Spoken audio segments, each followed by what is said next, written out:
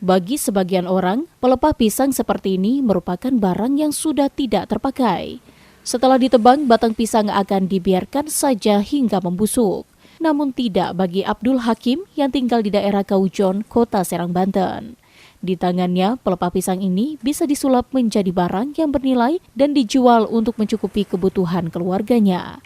Menjadi pengrajin pelepah pisang sudah digeluti bapak 8 anak ini sejak tahun 1995. Awalnya ia hanya mencoba-coba untuk membuat sesuatu barang dari pelepah yang didapat dari sekitar rumah. Agar bisa digunakan, pelepah pisang yang sudah dipisahkan dari batang dijemur hingga benar-benar kering. Untuk membuat kerajinan ini, alat yang digunakan juga tidak terlalu banyak, yakni hanya gunting dan pisau. Setelah kering, pelepah pisang tinggal dibentuk sesuai dengan keinginan. Biasanya, Abdul Hakim membuat hiasan berupa bunga. Untuk membuat satu tangkai bunga, ia hanya membutuhkan waktu kurang dari 5 menit. Sedangkan untuk vas bunga, Abdul Hakim biasa menggunakan botol atau kaleng yang juga dilapisi dengan menggunakan pelepah pisang.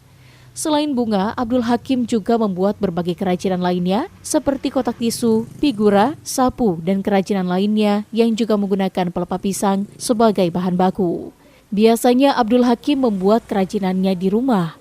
Namun sejak beberapa bulan terakhir, ia sengaja menyewa sebuah kios kecil di pinggir jalan agar lebih terlihat oleh masyarakat. Terkadang Abdul Hakim juga berkeliling sendiri untuk menjual hasil kerajinannya. Saat ini ia juga menjual hasil kerajinannya melalui online. Karena negeri kita itu banyak limbah sih. Coba itu aja, jadi banyak limbah. Lama-lama ya datang hidayah ya. Nah, iseng-iseng tadinya mah, iseng.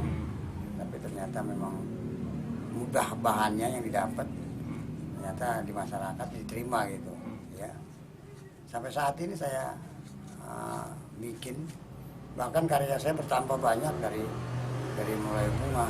Harga yang ditawarkan pun bervariasi mulai dari Rp5.000 hingga Rp100.000.